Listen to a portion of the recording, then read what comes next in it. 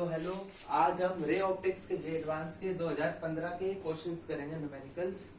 2015 में 4 न्यूमेरिकल आए थे, मतलब आप समझ सकते हो इस चैप्टर का बहुत हाई वेटेज होता है एडवांस के पेपर में, और कहीं ना कहीं उसका सवाल अच्छा होता है, इजी होता है, ठीक ठाक होता है। तो आओ क्वेश्चन करेंगे 2015 के न्यूमेरिकल्स। तो सबसे पहला सब मैं पढ़ने जा रहा हूँ क्वेश्चन से कि क्वेश्चन, एक सेकेंड, क्वेश्चन क्या कह रहा है। Two identical glass rods S1 and S2, पहले फिगर बनाते तो क्वेश्चन की फिगर दे रखी है ऐसे,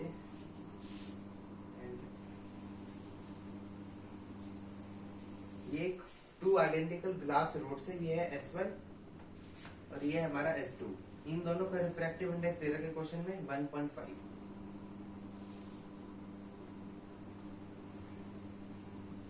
ऑफ हैव कन्वेक्स लेंस, ये इनके क्या है, कन्वेक्स एंड्स हैं। ऑफ रेडियस 10 सेंटीमीटर, इनका रेडियस क्या है 10 सेंटीमीटर, और इसका भी क्या है 10 centimetre. They are placed with their axes, ठीक है, ये ऐसे प्लेस कर रखे हैं। इनके बीच का सेपरेशन डी दे रखा है, डी पता नहीं हमें कितना है। कह रहे when A point source of light P is placed, यहाँ पे एक ऑब्जेक्ट है, पॉइंट सोर्स ऑफ लाइट, एक सोर्स है लाइट का, वहां पे प्लेस किया गया कितने दूरी पे, यहाँ से 50 सेंटीमीटर दूरी पे। तो rod S1 on its axis at distance this, the light rays emanating from it found to be parallel to the axis of the S2। मतलब जब लाइट यहाँ से आई और रिफ्लेक्ट हुई ना, जब वो रिफ्लेक्ट हो गई, इसकी रिफ्लेक्शन हुई, तो यहाँ से जब मान लो यहाँ पे कोई रिफ्लेक्ट की होगी, अब यहाँ पे इसकी इमेज बनी। अब जो इमेज, इसके लिए ऑब्जेक्ट काम कर रही है ना, तो ये क्वेश्चन कह रहा है जब यहाँ पे रिफ्लेक्शन होगी, जो फाइनल इमेज होगी ना, वो पैरेलल हो जाएगी इस एक्सिस के, मतलब कहीं ना कहीं हमारी फाइनल इमेज इंफिनिटी पे बनेगी, ऐसा क्वेश्चन कहने का मतलब है। जितना हमने लगाया, तो हमें डी डिस्टेंस निकालना है। क्वेश्चन में डाटा है, ये बाहर एयर है हमारी, अंदर इसका रिफ्रैक्टिव इंडेक्स 1.5 है, 1.5 है। इन दोनों का सेपरेशन d है, यहाँ से ऑब्जेक्ट 50 सेंटीमीटर की दूरी पे है, ये रेडियस 10 है, ये भी रेडियस 10 है। हमें क्या निकालना है फाइनली, d। तो फोन रखते हैं साइड में और क्वेश्चन करते हैं। तो क्वेश्चन में चले, तो ये हमारा ऑब्जेक्ट डिस्टेंस, ये हमारा वो, अभी जो हमारा ऑब्जेक्ट है वो इसके अंदर है, तो हमारा μ1 क्या होगा 1.5। बाहर रिफ्रैक्शन होगी तो μ2 क्या होगा 1। इसका रेडियस ऑफ कर्वेचर हम ऐसे जा रहे हैं, तो r हम लेंगे -10, r है ये, ठीक है। u का डिस्टेंस क्या है, ऑब्जेक्ट डिस्टेंस क्या है -50। तो रिफ्लेक्शन एट फर्स्ट सरफेस का हम फॉर्मूला लगा सकते हैं, μ2 by v minus μ1 by u equals to μ2 minus μ1 by में r। μ2 क्या हो गया हमारा 1, तो 1 by v माइनस μ1 क्या हो गया 1.5, 1.5 अपॉन में u क्या -50, -50 equals to μ2 1 minus μ1 1.5 divided by r -10। ये क्या हो गया, कट गया, माइनस माइनस प्लस, तो v क्या आ रहा है हमारा 1 by v बराबर, ये हो गया 3/2 और 50 मतलब ये हो गया 3/100, और ये हो गया 1/20 माइनस 3/100। मेरे हिसाब से तो यही होगा 0.5 1/2, हाँ ये हो गया 100। 5 माइनस 3 बराबर 1 by v, और v क्या आ गया हमारा 50 सेंटीमीटर। मतलब यहाँ से इमेज कितनी बनी 50 सेंटीमीटर। अब बच्चे जनरली कंफ्यूज होते हैं कि सर हम यहाँ से यहाँ पे इमेज बनाते हैं, इससे पहले इमेज बनाए, हमें क्योंकि d का लेंथ नहीं पता, d 50 से बड़ा भी हो सकता, छोटा भी। अब एक बात लॉजिकली समझनी होगी, जब ये कह रहा है कि रेस फाइनल होके पैरेलल होगी, मतलब ऑब्जेक्ट कहीं ना कहीं पहले बना होगा ना, तभी तो जाके रिफ्रैक्शन हुई, तभी तो जाके ये फाइनल रे वर्टिकल मतलब इंफिनिटी पे बनी इमेज, तो हमारा इमेज यहाँ बनेगी। अब इमेज का डिस्टेंस यहाँ से 50 है, ठीक है, और पूरा सेपरेशन d है, तो इस सरफेस के लिए ऑब्जेक्ट डिस्टेंस का हो गया d में से 50 माइनस करो, तो इस सरफेस के लिए, अब इस वाली रिफ्लेक्शन के लिए, R2 रिफ्लेक्शन के लिए हमारा ऑब्जेक्ट डिस्टेंस क्या हो गया d -50। अब μ1 क्या हो गया, अब ऑब्जेक्ट क्या एयर में है तो μ1 क्या हो गया 1, रिफ्रैक्शन का होगी 1.5 वाले में तो μ2 क्या हो गया 1.5। अब कर्व सरफेस इधर है और रे भी इधर जा रही है तो रेडियस का लेंगे पॉजिटिव, तो आर लेंगे +10। साइन कन्वेंशन का बहुत ध्यान रखना होता है इसमें। हमारी फाइनल इमेज का बन रही है इंफिनिटी पे क्योंकि पैरेलल रेज होगी। फिर से फॉर्मूला लगाते हैं ये सेम μ2/v माइनस μ1/u बराबर μ2 माइनस μ1/r। तो μ2 हो गया हमारा 1.5, v है हमारा इंफिनिटी माइनस μ1 तो नेगेटिव ही लेंगे ना डिस्टेंस, तो d माइनस 50 का नेगेटिव तो पॉजिटिव हो जाएगा, तो μ1 हमारा 1 और में d माइनस 50 बराबर μ2 1.5 माइनस 1 अपॉन में r है 10, तो ये तो 0, तो 1 upon d minus 50 equals to 1/20, तो d माइनस 50 बराबर 20, तो d क्या हो गया 70। ये था यार जेईई एडवांस 2015 का पहला सवाल। कहाँ, ये तो मेंस लेवल जितना सवाल है, कोई ना, कैलकुलेशन बढ़ेगी, वो भी कैलकुलेशन आसान है। तो हमारा फर्स्ट जेईई एडवांस 2015 का सवाल हो गया। नेक्स्ट क्वेश्चन पे चलते हैं।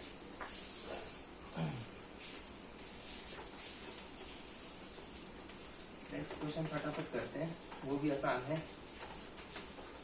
फॉर्मूला तो वही लग रहा है, कोई नई कहानी तो लग नहीं रही एडवांस क्वेश्चन में, लेकिन सारे काम हो रहे हैं। नेक्स्ट क्वेश्चन देखता हूँ मैं।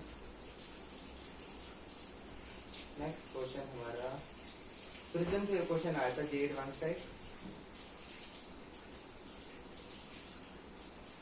2015 का प्रिज्म पे क्वेश्चन है। ड्राइंग बना देता हूँ।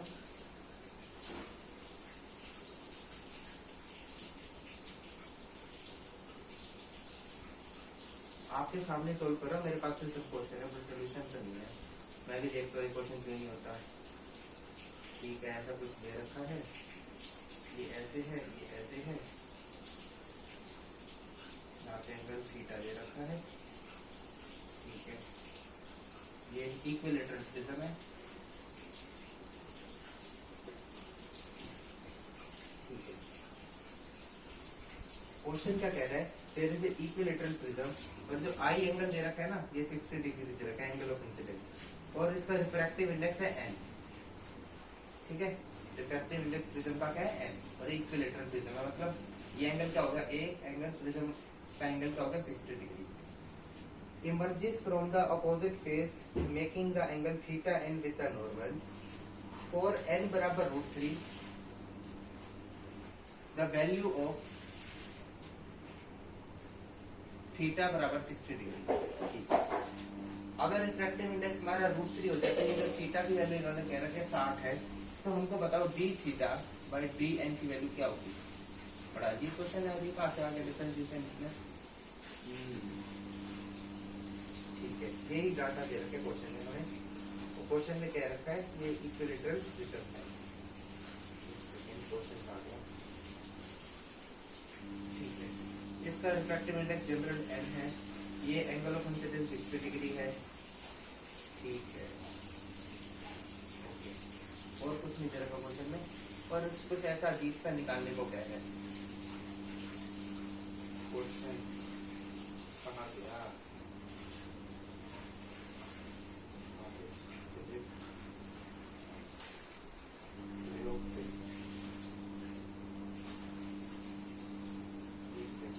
गलती से होने तो लग गया था।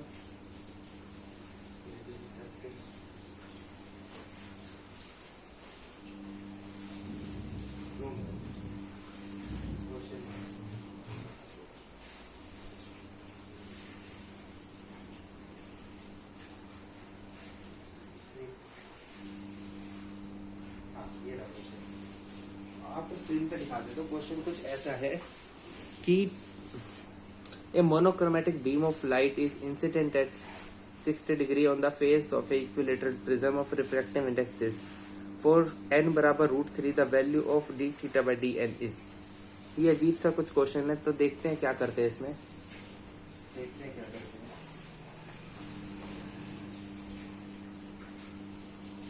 ठीक है, चलो स्टार्ट करते हैं क्वेश्चन को।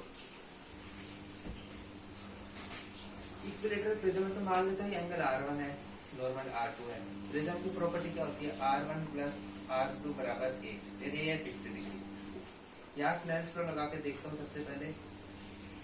तो P पे स्नेल्स लॉ बाहर तो रिफ्रैक्टिव इंडेक्स वन है, तो sine 60 equals to n sine of R1। तो साइन R1 की वैल्यू क्या आ गई मेरे पास, √3/2n। यहाँ स्नेल्स लॉ लगा लेते हैं, बेसिक से स्टार्ट कर रहे हैं। क्या है स्नेल्स लॉ लगता है प्रिज्म में, तो यहाँ स्नेल्स लॉ लगाएं तो यह R2 साइन R2n बराबर साइन थीटा। हमें थीटा का कुछ निकालना है, और थीटा बराबर 60 और डी थीटा, मतलब इसका कुछ करा के डिफरेंशिएशन कर रहे हैं, मुझे ऐसा लग रहा है। तो साइन R2 मैं R1 प्लस R2 को 60 कह सकता हूँ, तो मैं यहाँ पे कह सकता हूँ कि R2 क्या हो गया, वो n साइन 60 माइनस R1 बराबर साइन थीटा।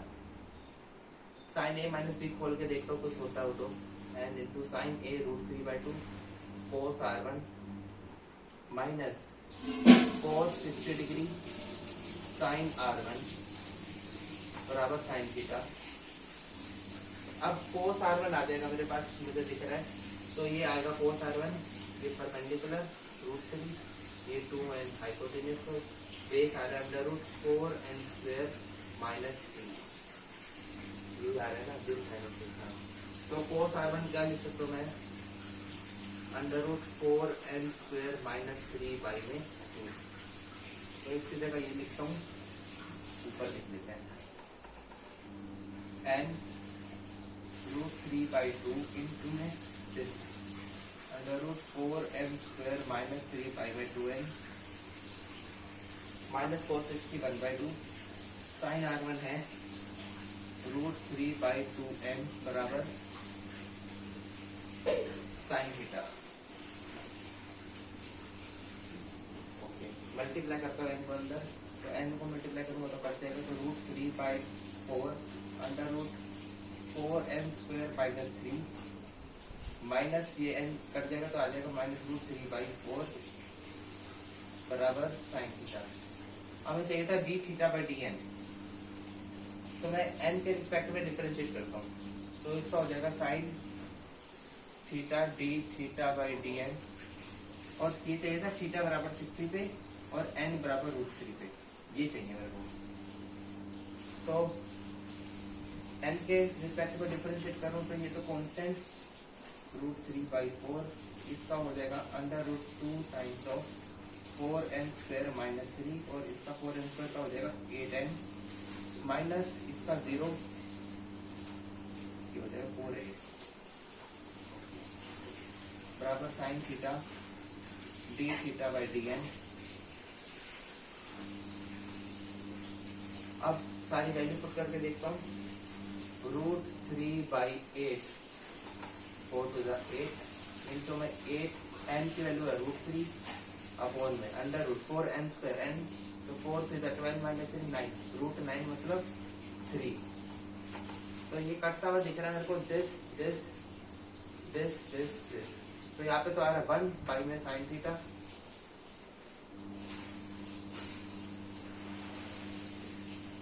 कुछ गलती तो नहीं है, साइन नॉट 60 निकालना।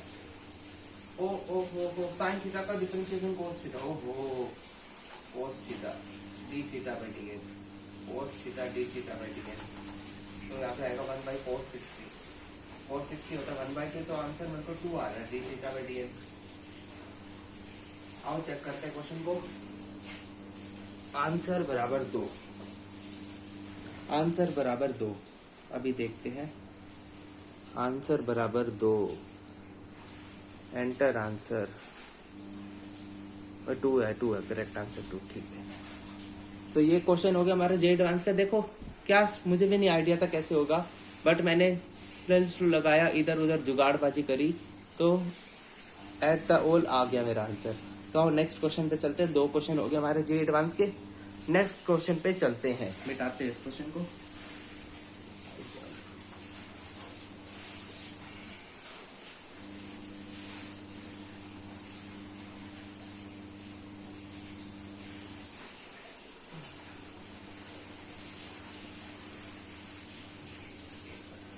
नेक्स्ट क्वेश्चन हमारा जे एडवांस 2015 का पैराग्राफ टाइप क्वेश्चन आया है। पैराग्राफ टाइप क्वेश्चन है। क्वेश्चन का पैराग्राफ मैं आपको दिखा के पढ़ देता हूँ क्या क्वेश्चन कह रहा है, टाइम वेस्ट होगा लिखते साइन। तो क्वेश्चन का पैराग्राफ कह रहा है हमसे कि light guidance in an optical fibre can be understood by this this this. एक बार रीड कर लो, मैं भी कर रहा हूँ मन में। लाइट गाइडेंस दिस, बड़ा गंदा पैराग्राफ है। मतलब एक फिगर दे रखी है, वो क्या कहते हैं ऑप्टिकल फाइबर में यूज होता है ना क्लैडिंग और ये कोर का कंसेप्ट, ये जो होता है TIR पे बेस्ड होता है क्वेश्चन।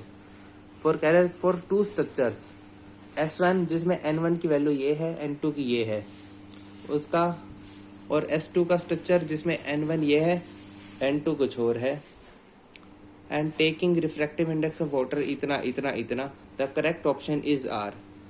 ये ऑप्शन है Na of S1 this this this this this this. एक बार रीड कर लो, मैं वापस जाके एक्सप्लेन करता हूँ क्वेश्चन जितना मेरे को समझ में आया। अब देखते हैं, एक बेसिक सी फिगर बनाए तो ये क्या कह रहा है,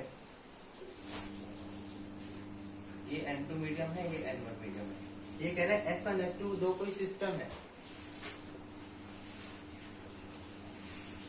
ठीक है। कह रहा है the numerical aperture of the structure is defined as IM। यहाँ से कोई इंसिडेंट रेंज आ रही है I। एक बार पैराग्राफ रीड करते हैं। The light guidance the structure take place due to successive total internal reflection at the interface of the media N1 and N2 shown in figure. All rays with the angle of incidence I less than a particular value। मतलब एक critical angle है, यहाँ से angle बनेगा critical angle, मतलब ये ऐसा angle है इंसिडेंस का, ये मैक्सिमम ऐसा एंगल है कि जिससे हमारी TIR पॉसिबल हो जाए। मुझे तो इतना समझ में आ रहा है कि यहाँ पे एक IM एक मैक्सिमम एंगल है जिसकी वजह से TIR अगर पॉसिबल होगा। तो ये इस IM को इन्होंने क्या कह रखा है, न्यूमेरिकल अपर्चर। क्या कह रखा है, न्यूमेरिकल अपर्चर NA कह रखा है। और दो सिस्टम बना रखे हैं S1 और S2, और कह रहे हैं कि कौन सा ऑप्शन करेक्ट है, और ऐसे कर रखे हैं अगर S1 को पानी में डाल दिया, S2 को एयर में डाल दिया तो IM की वैल्यू सेम होगी, मतलब न्यूमेरिकल अपर्चर की वैल्यू सेम होगी या डिफरेंट होगी। मतलब बड़ा टेढ़ा सा क्वेश्चन है, बट बहुत बड़ा क्वेश्चन भी है। तो देखते हैं कैसे करते हैं क्वेश्चन को, ठीक है।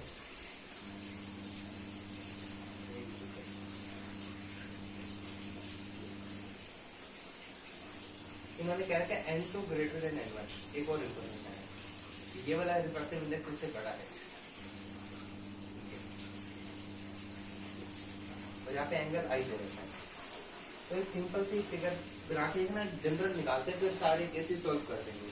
तो जनरल में क्या करें हम, एक सेकेंड क्वेश्चन समझ नहीं आ रहा। अगर यहाँ पे TIR पॉसिबल है तो ये एंगल ऐसे यहाँ पे जाके नॉर्मल के साथ 90 डिग्री होगा। तो यहाँ एक बार स्नेल्स लॉ लगा के देखते हैं। तो साइन IM क्वेश्चन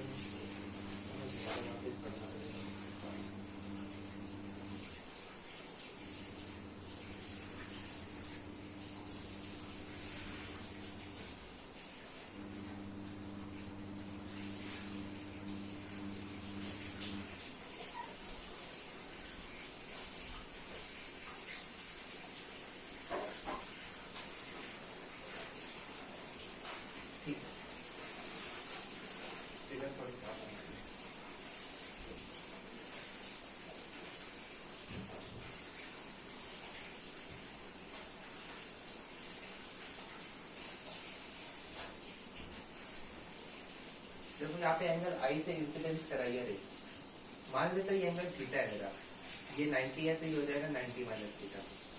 और यहाँ मैं स्नेल्स लॉ लगा सकता हूँ क्योंकि मेरे को ये वाला एंगल पता है, और यहाँ का रिफ्रैक्टिव इंडेक्स है N1, यहाँ का है N2। तो मैं लिख सकता हूँ N1 साइन थीटा बराबर N2 साइन 90। तो N1 साइन थीटा बराबर N2 साइन थीटा बराबर N2 बाई N1।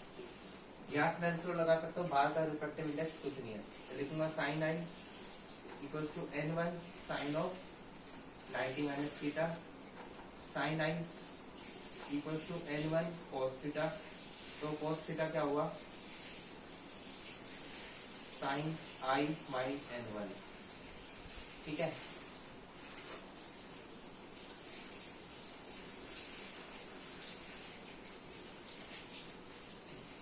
हमें मतलब I से मतलब है क्योंकि न्यूमेरिकल अपर्चर क्या है हमारा, I है। तो sin I क्या होगा, n1, इसको मैं लिख सकता हूँ √1 माइनस साइन स्क्वायर थीटा।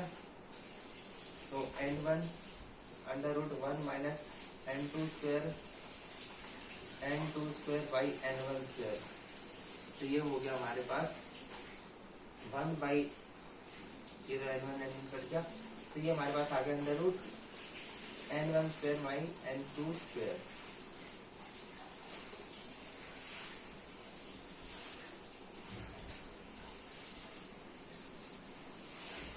बाहर इन्होंने क्या कह रहे थे, रिफ्रैक्टिव इंडेक्स चेंज कर रहे हैं बाहर। इन्होंने क्वेश्चन में जो मल्टीपल ऑप्शन है ना, तो बाहर इन्होंने ऑप्शन में चेंज कर रखे हैं कि if S1 is emerged in this, S2 is emerged in this. तो बाहर का मैं सोच रहा हूँ रिफ्रैक्टिव इंडेक्स को जनरल n ले लेता हूँ, मैं फिर जनरल में अलग अलग वैल्यू निकाल के न्यूमेरिकल अपर्चर की वैल्यू निकाल लूंगा। तो n कर देता हूँ, n1 तो मैं इधर कर सकता हूँ n1 बाई n, और यहाँ पे आ जाएगा n1, तो कट गया। तो मेरा जनरल रिजल्ट क्या आया साइन आई का, जो कि मेरा न्यूमेरिकल अपर्चर है, ये आ जाएगा 1 by n √n2 square minus n1 square. ठीक है, अब क्वेश्चन को ऑप्शंस पे जाते हैं। क्वेश्चन में क्या कह रहा है, Na of S1 immersed in water is same as S2 immersed in a liquid of refractive index of this। अब मैं सब मिटा के ना अपना जनरल चीज लिख लेता हूँ, इसको रहने देते हैं।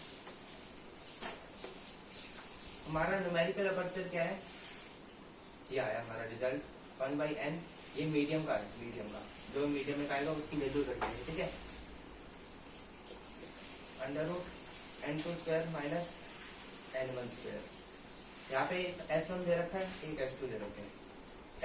S1 का n1 का वैल्यू दे रखे क्वेश्चन में, S1 के n1 की वैल्यू है √45/4, इसके n2 की वैल्यू दे रखे 3/2, S2 के n1 की वैल्यू दे रखी है क्वेश्चन में 8/5, और n2 की वैल्यू दे रखी है 7/5। अब पहला ऑप्शन चेक करते हैं, Na of S1 emerged in water, मतलब इसका n फर्स्ट केस में जो मीडियम है वाटर है, उसका रिफ्रैक्टिव इंडेक्स दे रखा 4/3 equals to S2 immersed in liquid. S2 को हमने डाल दिया लिक्विड में, उसका n दे रखा है लिक्विड का, वो है 16/3√15। तो कह रहा है अगर ये इसमें पानी में मर जाए, ये S2 इस लिक्विड वाले में रिवर्स है जिसका रिफ्रैक्टिव इंडेक्स ये और ये है, तो इन दोनों की वैल्यू बराबर आ रही है, मतलब इस न्यूमेरिकल अपर्चर साइन आई की वैल्यू इस केस में बराबर आ रही है। तो चेक कर लो, न्यूमेरिकल अपर्चर ऑफ S1 इस केस में क्या होगा, फॉर्मूला 1 बाई n, n क्या है 4/3, तो हो जाएगा 3/4 √n1 square n2 square, n2 क्या है 3/2 मतलब 9/4 माइनस n1 स्क्वायर, इसका स्क्वायर, ये हो जाएगा 45/16। तो एलसीएम लो तो 16 4 बार 3/16, यहाँ पे आ जाएगा एलसीएम 16, तो 4 4 36 माइनस 45। ये शायद ये गलत आया यार, n1 square minus n2 square आना चाहिए, अगर रूट नेगेटिव आ रहा है तो ये n1 स्क्वायर माइनस, गलती से कैलकुलेशन यही आएगा, कैलकुलेशन मिस्टेक नहीं होगी, n1 square minus n2 square, ये आ जाएगा 45 माइनस 36, यहाँ भी ऐसे कर लो 45/16 माइनस 3/9/4, ये आ जाएगा अंडर रूट, ये है 9, ये आ जाएगा 27/16। इसका निकाल लो S2 का, S2 का क्या आएगा 1/n, 1/n मतलब 3√15/16 under root n1 square minus n2 square, n1 square हो गया 64/25 माइनस 49/25, ये आ जाएगा 5 5 इंटू 3√15/16। 6 माइनस 6 ये आ जाएगा आपके 5, ये आ जाएगा 64 माइनस 49 59 10 और यहाँ पे आएगा √15। ठीक है, √15 √15 15 15 3 15, ये भी आ गया 9/16। तो ये तो बराबर नहीं आ रहे। देखते हैं, एक सेकंड।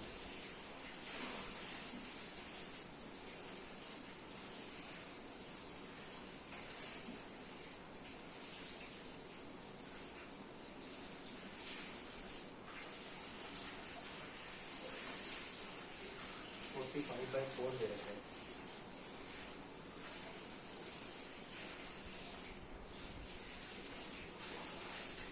डाटा कुछ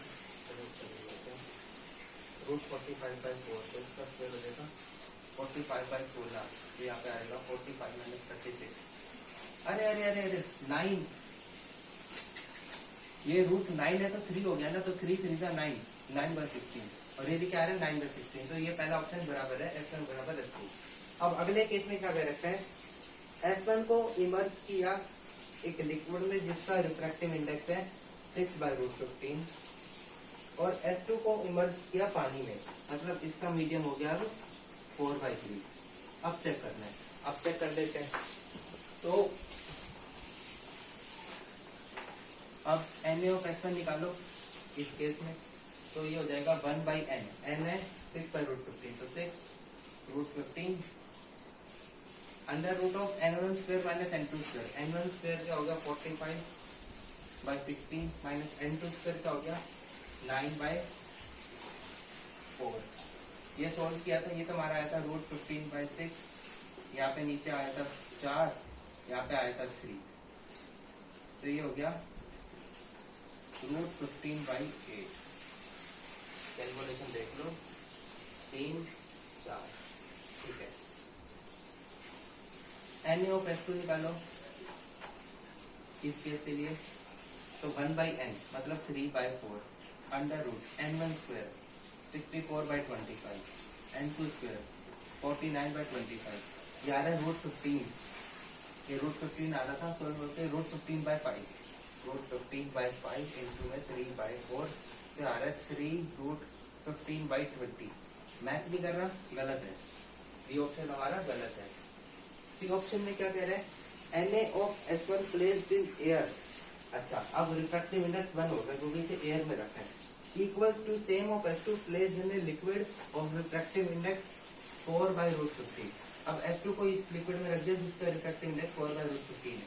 अब फिर से चेक कर लो, वैल्यू तो निकालनी है। अब जनरल फॉर्मूला आ गया हमारे पास, Na(S1) S1 का मीडियम है 1, तो 1 √n1² दिस माइनस दिस, तो 45/16 माइनस 9/4, ये आता है हमारे पास 3/4। ठीक है, इसका चेक कर लो, Na(S2) ये आ रहा है हमारे पास 1/n मतलब √15/4 √15/4 √n1² माइनस n2²। अब तो याद ही हो गया, ये आ रहा है √15 और यहाँ पे आ रहा है 5, तो ये आ रहा है 15/20 मतलब 3/4 बराबर आ गए। सी ऑप्शन करेक्ट है, सी ऑप्शन हमारा करेक्ट है। आखिरी ऑप्शन और लास्ट ऑप्शन क्या कह रहे हैं, Na(S1) को प्लेस किया एयर में, ठीक है, और S2 को प्लेस कर दिया पानी में, S2 को प्लेस कर दिया पानी में, तो ये तो 3/4 ही आएगा एयर का। अब Na(S2) दोबारा निकाल लो, पानी है, तो 1/n मतलब 3/4, और ये तो आ रहा था हमारा जनरल √15/5, तो ये आ गया 3√15/20। सेम आ रहा है, नहीं आ रहा, तो डी ऑप्शन गलत। तो क्वेश्चन का एक पार्ट, पैराग्राफ क्वेश्चन का एक पार्ट जो कि मल्टी कैरेक्टर, वो हमने कर दिया। ऑप्शंस मेरे हिसाब से आ रहे हैं ए ऑप्शन और सी ऑप्शन। क्वेश्चन देख के किया है, ए ऑप्शन ये वाला था और सी ऑप्शन ये था, ये करेक्ट होने चाहिए। देख लेते हैं, ये दो ऑप्शन ही करेक्ट है, ठीक किया हमने क्वेश्चन। नेक्स्ट क्वेश्चन पार्ट का ये है, अरे एक सेकंड, क्वेश्चन क्या कह रहे हैं देख लो, बड़ा क्वेश्चन है थोड़ा। कह रहा है if two structures have same cross section area but different numerical apertures Na1 and Na2 in which Na1 is greater than Na2 are joined longitudinally, मतलब इन दोनों को ज्वाइन कर दिया इकट्ठे, तो इसका minimum the numerical aperture of the combined structure is. अब हमें इसमें जनरल दिमाग लगाना है। कैसे दिमाग लगाएंगे जनरल, कि देखो यार एंगल ऑफ जो इंसिडेंस होता है ना TIR के लिए, वो होता है डिफाइंड। अगर हमने दो कॉम्बिनेशन को डिफाइंड कर दिया तो जो सबसे छोटे वाला होगा ना वो पूरे को कंट्रोल करेगा। अगर एक छोटा एक बड़ा हो गया तो एक में TIR होगी, एक में नहीं होगी। अगर एक फिर भी थोड़ा छोटा हो गया तो वो दोनों में हो जाएगा। तो मेरे हिसाब से सिंपल लॉजिक से देखे तो छोटे वाला करेक्ट आंसर आएगा। ये देखो Na2 छोटा था, ये करेक्ट आंसर आया। तो ये हो गया हमारा पैराग्राफ बेस्ड क्वेश्चन। अब एक आखिरी क्वेश्चन बचा है JEE एडवांस का, वो करते हैं और फिर आज की क्लास खत्म। 2015 का लास्ट क्वेश्चन रहता है। बहुत बढ़िया क्वेश्चन है भाई साहब, कुछ बच्चा ने तो किया ही नहीं होगा S1 S2 देख के, बट पेशेंटली किया तो सॉल्व हो गया। लास्ट क्वेश्चन JEE एडवांस 2015 का प्रिज्म का फिर से क्वेश्चन है। A parallel beam of light is incident from the air at an angle of side PQ of a right triangular prism। Figure दे रखे क्वेश्चन में। रिफ्रैक्टिव इंडेक्स है √2। Light undergoes total TIR in the prism at the face PR। यह है P, यह है R, यह है Q। यहाँ से लाइट ऐसे आई, यहाँ पे क्वेश्चन में कह रखे एंगल है अल्फा। n बराबर √2 पे TIR कर दी थीटा, n बराबर √2, ये है Q, ये है R। तो हमसे पूछा था angle Q of the prism is, कौन सा एंगल पूछ रहे हैं? The angle Q of the prism is कौन सा एंगल है? ये थीटा दे रखा है, तो ये पूछा है क्या एंगल Q? ये भी आओ देखते हैं क्वेश्चन कैसे करेंगे।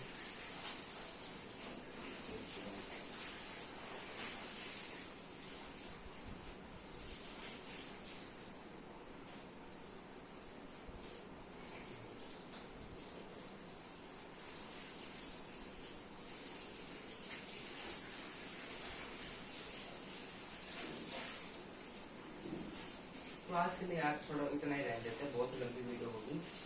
ये क्वेश्चन नेक्स्ट सेशन में करेंगे। नेक्स्ट सेशन में 2016 के करेंगे, ये वाला क्वेश्चन करेंगे, और 2016 के भी ढेर सारे सवाल आए हैं नेक्स्ट सेशन में, ये और ये। मेरा गले में दर्द है इसलिए आज के लिए इतना ही, बाय।